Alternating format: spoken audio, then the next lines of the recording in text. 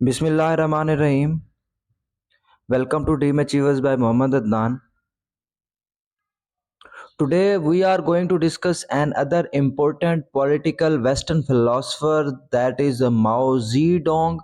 Mao Zedong basically China की communist party के founder members हैं and is also the founder person of communist China. तो but Mao Zedong साहब, क्योंकि ये सिर्फ पीएमएस के सिलेबस के अंदर हैं, ये सीएसएस के सिलेबस का पार्ट नहीं है माओ जेडोंग साहब। बट और ये जो है वो कोई इतना खास इम्पोर्टेंट टॉपिक भी नहीं है एग्जाम पॉइंट ऑफ व्यू से पहले, but now it is an important topic, क्योंकि with the passage of time जैसे जैसे चाइना की डेवलपमेंट इम्प्रूव होती जा रही है, बेहतर होती जा रही है, चाइना वर्ल्ड के ऊपर जो है वो अ, बहुत हद तक जो है वो राज करना स्टार्ट हो गया है। और फिर यूएस चाइना की राइवलरी की वजह से माओ जेडोंग साहब की जो फिलॉसफी है वो काफ़ी इम्पोर्टेंट नज़र आती है। तो अब हम देखते हैं बेसिकली इंट्रोडक्शन, सबसे पहले देखते हैं माओ जेडोंग का। माओ जेडोंग साहब basically born in 1893 in Chinese province Hunan. He was restless and rebellious in nature. He founded Chinese Communist Party in 1921 and launched a trade union movement which earned him national fame. In 1926, he staged first peasant rebellion which was suppressed by Kuomintang by force। उसके बाद वो क्या करते हैं,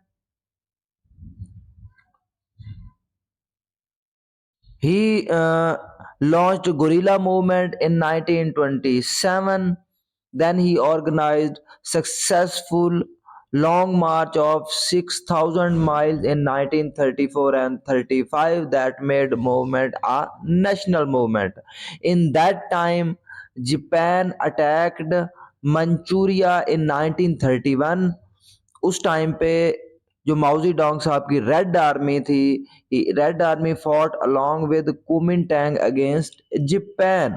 Japan ने attack किया 1931 में, और उसमें जो है वो चाइनीज आर्मी के साथ जो माओ जेडोंग साहब की रेड आर्मी थी उनने भी लड़ा। After withdrawal of Japan at the end of the second world war, a civil war broke in China.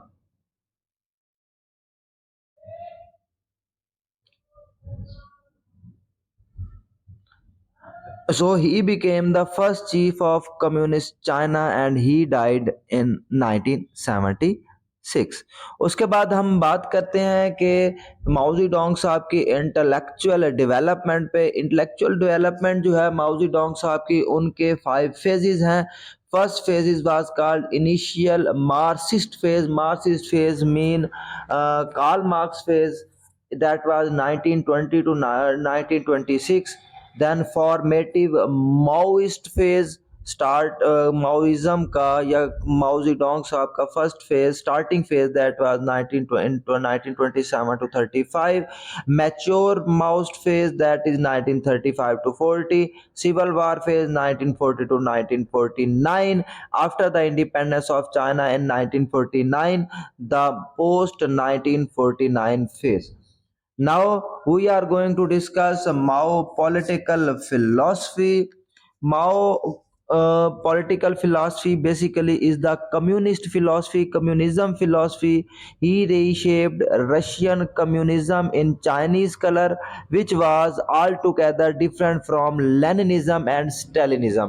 क्योंकि रशिया जो है वो चाइना से पहले ही कम्युनिज्म की फिलॉसफी को अडॉप्ट कर चुका था और अडॉप्ट कर रहा था, इसलिए तो बट जो माओ जेडोंग साहब की कम्युनिज्म के फिलॉसफी है, that is different from Stalinism and Leninism। Now we are going to discuss the political factors, political aspects of Mao Zedong, कि उनकी फिलॉसफी के अंदर, उनकी जो पॉलिटिकल फिलॉसफी है उसके मेन इंग्रेडिएंट्स कौन कौन से हैं माओ जेडोंग साहब की। तो सबसे पहला main ingredient is revolution. Mao Zedong Sahab felt that armed revolution was necessary. He said also said that working class was the backbone of all revolutionary activities. They should be trained in guerrilla warfare to make the successful revolution. First जो political factor है that is revolution is necessary for development, ये माओ Zedong साहब कहते हैं, और वो कहते हैं वर्किंग क्लास जरूरी है क्योंकि रेवोल्यूशन जो है वो वर्किंग क्लास नहीं लेकर आनी होती है।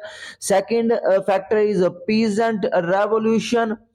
Mao Zedong Saab believed that no revolution can be successful unless peasants are part of it, but their leadership would be in hand of workers, not in the hand of upper class. He identified revolution with peasantry.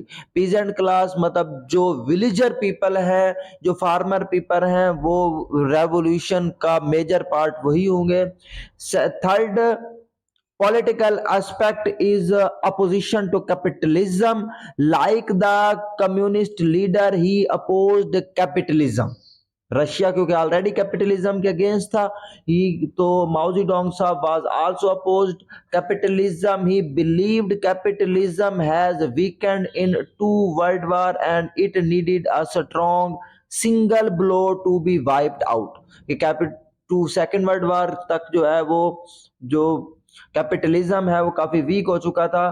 Communist countries should encourage guerrilla and civil wars in capitalist countries so that they may not find time to fight against anti-capitalist activities। Guerrilla fight जो है revolution या peasant revolution जो उनकी major part है, तो वो लाजमी major part रही है माओ जेडोंग साहब की पॉलिटिकल फिलॉसफी का। Then stress in the villages due to accumulation of wealth in cities, they are satisfied with prevailing conditions। क्योंकि cities में जो लोग रहते हैं उनको कहीं ना कहीं उनकी facilities मिल रही होती हैं। So Mao Zedong said that villages are underdeveloped and can be base camp of revolution. Being conservative in nature, they are more strict with their ideologies। Next political factor is philosophy of power। Mao Zedong Sahab was supporter of power। He believed that all sorts of power are required to build a strong nation, such as economic, political, and military power, but he preferred military power। Mao Zedong Sahab said that कि कोई भी country, कोई भी development power के बगैर नहीं हो सकती, और वो इनमें तीनों पावर्स की बात करते हैं, political power, economic power and ideological power और military power. But he put more stress on military power. उसके बाद next Mao political philosophy is stress on war। Mao Zedong Sahab said that he believed in war to overthrow capitalism। First World War brought communist revolution in Russia and Second World War brought communist revolution in China। और वो कहते हैं अगर third world war होती है तो ये further भी स्प्रेड करेगा। Next political aspect of Mao Zedong philosophy, that is a neutral state। According to Mao Zedong, there is nothing like a neutral state। Every state in the world should follow either capitalism or socialist philosophy। Next political philosophy is political aspects of Mao Zedong is state as a mean। Mao Zedong saw believed that state was a mean to ensure rule of people। It should ruthlessly crush those who are working against it। जो state है उनका major motive जो है वो लोगों को protect करना होता है। हमने इससे पहले जब मैकियावेली की फिलॉसफी पढ़ी थी उसमें हमने state as a mean and state as a agent के तौर पर हमने उसके ऊपर बात की थी। Next is a rule of single party। State should be ruled by a single party of working class। Its leader should be considered as protector of national identity। और इसी के ऊपर आज भी चाइना की फिलॉसफी नजर आ रही है। आपको चाइना में अभी भी सिंगल पार्टी रूल नजर आता है। Value of next is value of knowledge. Mao Zedong stressed on practical knowledge. Karl Marx knowledge could be achieved with the help of personal participant in activities rather than mere knowledge. वो कहते हैं कि जो Karl Marx की capitalism की philosophy है उसमें depth में जाकर देखना पड़ता है, प्रैक्टिकली देखना पड़ता है। अगर ओरली उसको देखा जाए तो वो कभी भी वर्केबल नहीं हो सकती। Next is new democracy. He gave the concept of new democracy which was national, popular, democratic, anti feudal and anti imperialist, revolutionary and led by communist. उनके अकॉर्डिंग जो न्यू डेमोक्रेसी है उसके मेजर फीचर्स कौन से हैं? One will be national democracy, second is popular democracy, third anti feudal, fourth anti imperialist. Imperialist state वो state होती है जो एज अ फोर्स के ऊपर चल रही होती है। But Karl Marx said that state should be anti-imperialist, revolutionary state and led by communist। उसके बाद नेक्स्ट वो पेन करते हैं मैस लाइन के ऊपर। He said that contrary to Leninist model employed by Bolshevik revolution was in Russia in 1917, the theory mass line hold that party must not be separate from popular masses either in policy or in revolutionary struggle। जो Leninism की philosophy थी या स्टालिनिज्म की socialist की philosophy थी, वो Leninism ने एक मॉडल पेश किया बोल्शेविक रेवोल्यूशन में, और उन्होंने कहा कि स्टेट जो है वो कुछ लोग मिलकर चलाएंगे। बट इसके ऊपर का जो माओ जेडोंग साहब हैं वो कहते हैं party must not be separate from popular message either in policy और इन रेवोल्यूशनरी स्ट्रगल। उसके बाद वो बात करते हैं कल्चरल रेवोल्यूशन के ऊपर। Cultural revolution was started in 1966 in China. It states that proletariat revolution and the dictatorship of proletariat does not wipe out bourgeois ideology। वो कहते हैं अगर प्रोलिटेरिएट आ भी जाते हैं, जो हमने इससे पहले कार्ल मार्क्स की फिलॉसफी पढ़ी है, अगर किसी ने बोर्जवा एंड प्रोलिटेरिएट के कॉन्सेप्ट को समझना है तो वो इससे पहले पीछे जो है वो कार्ल मार्क्स साहब की फिलॉसफी वो देखें, उनमें उनको ये इसके कॉन्सेप्ट रियल में समझ आ जाएंगे। अगर मैं यहाँ थोड़ा सा बताऊं तो that is proletariat is lower class and working class and bourgeois class is upper class and industrialist class.